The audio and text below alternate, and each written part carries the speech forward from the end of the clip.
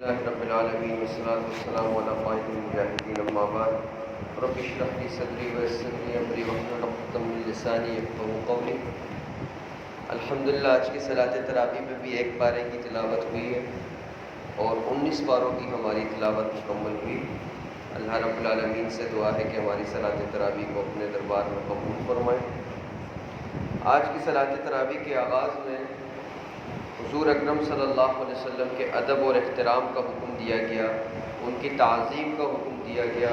اور ان کی تعظیم کی خلاف ورزی پر سخت عذاب سے ڈرایا گیا ہے۔ اور یہ صحابہ کرام کچھ اعرابی تھے، دیہاتی تھے، جو کہ باہر سے خیمے کے باہر سے کھڑے ہو کر حضور اکرم صلی اللہ علیہ وسلم کو آوازیں دے رہے تھے۔ اس پر اللہ رب العالمین نے سخت انداز میں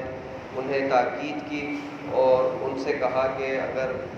عام لوگوں کی طرح آپ میرے نبی کو بلائیں گے تو آپ کے لیے سخت عذاب ہوگا۔ ادب اور احترام کا حکم دینے کے بعد کفار کے اعتراض کا ذکر کیا گیا کہ کفار اعتراض کرتے تھے کہ حضور اکرم صلی اللہ علیہ وسلم تو بشر ہیں اور یہ کیسے ہو سکتا ہے کہ یہ ہماری طرح کھانا پینا کرتے ہیں اور نہ ان کے پاس کوئی مال و دولت ہے اور نہ ان کے ساتھ کوئی فرشتوں کی جماعت اتری ہے۔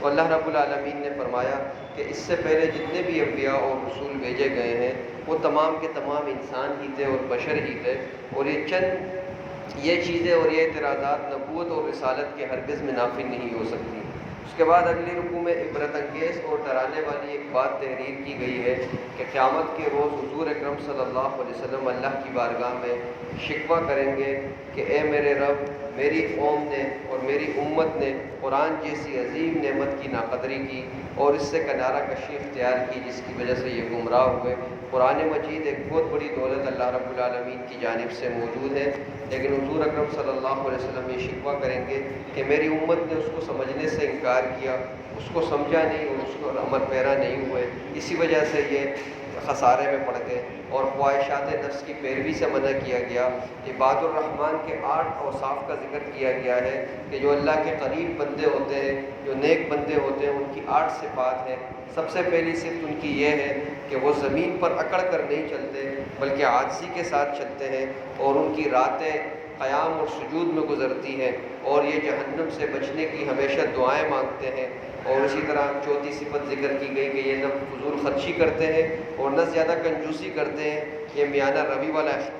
طریقہ اختیار کرتے ہیں۔ اور اس کے بعد 5ویں صفت فرمائی کہ وہ نہ شرک کرتے ہیں اور نہ قتل ناحق کرتے ہیں اور زنا جیسے گناہوں سے اجتناب کرتے ہیں۔ اور فرمایا کہ ان کی ایک صفت یہ ہے کہ قرآن مجید کی آیات جب انہیں سنائی جائے تو یہ اندھے بہرے ہو کر گرتے نہیں ہیں بلکہ اس پہ غور و فکر بھی کرتے ہیں اور عبرت اور نصیحت بھی حاصل کرتے ہیں۔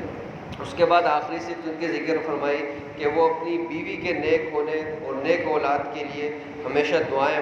مانگا کرتے ہیں۔ اور فرمایا ان خوش نصیبوں کو اللہ رب العالمین جنت کے بالا خانہ عطا فرمائے گا۔ حضور اکرم صلی اللہ علیہ وسلم کی قلبی کیفیت اور دل کی تڑپ کا ذکر کرتے ہوئے فرمایا کہ اے نبی، اگر کچھ لوگ ایمان نہیں لاتے تو آپ ان کے غم میں اپنی جان کو مت بھلاؤ، یہ ہدایت اللہ کے راہ میں اللہ کے ہاتھ میں ہے، اللہ جسے چاہتا ہے ہدایت دے دیتا ہے۔ آپ کا فرض یہ ہے کہ آپ اس دین کی دعوت لے کر لوگوں تک پہنچائیں اور پھر اس دعوت پر کوئی عمل پیرا ہو یا نہ ہو، یہ آپ کا غم نہیں ہے۔ اور اس کے بعد فرمایا حق کے مقابلے میں باطل نہیں ٹھہر سکتا، جاء الحق وزهق الباطل، کہ اللہ رب العالمین نے حق کو قائم کرنے کے لیے بھیجا ہے اور باطل ختم ہو کر رہے گا۔ اور لوط علیہ السلام کی دعوت اور تبلیغ کا ذکر کیا گیا کہ لوط علیہ السلام کی قوم فحاشی اور بے حیائی میں مبتلا تھی۔ حضرت لوط علیہ السلام نے انہیں بہت سمجھایا لیکن قوم نے ان کو ملک بدر کرنے کی دھمکی دی اور راتوں رات اس قوم پر اللہ رب العالمین نے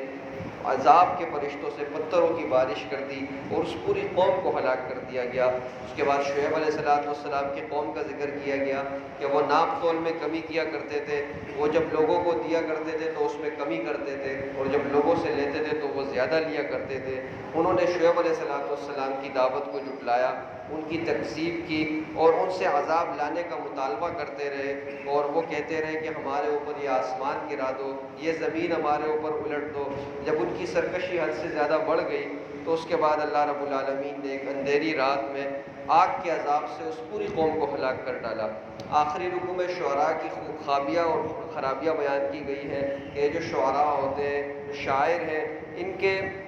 پیروکار بھی بہکے ہوئے ہوتے ہیں اور گمراہ قسم کے لوگ ہوتے ہیں، اور ان کی ایک خیالات کی وادی ہوتی ہے، اپنی خیالات کی وادی میں یہ گھومتے ہیں، حقیقت کا ان کی باتوں سے کوئی تعلق نہیں ہوتا۔ اور فرمایا ان کے قول اور فعل میں تضاد ہوتا ہے، لیکن کچھ نیک سیرت شاعر بھی ہیں، ان کا بھی ذکر کیا گیا ہے، اور فرمایا اللہ رب العالمین ان نیک سیرت شاعروں کو اللہ رب العالمین پسند بھی کرتے ہیں، اور وہ مذکورہ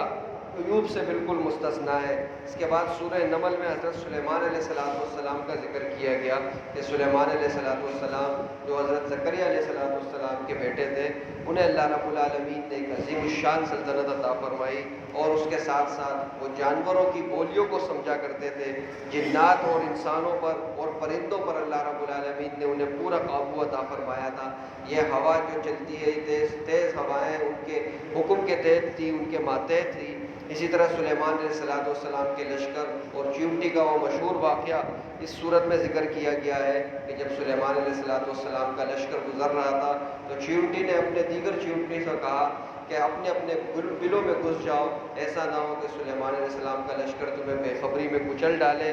چیونٹی کی یہ بات سلیمان علیہ السلام نے سنی بھی اور اس کو سمجھی بھی، اور وہ مسکرائے اور اللہ رب العالمین کا شکر ادا کیا کہ جنہوں نے پرندوں کی اور یہ نباتات کی اور ان سب کی بولیاں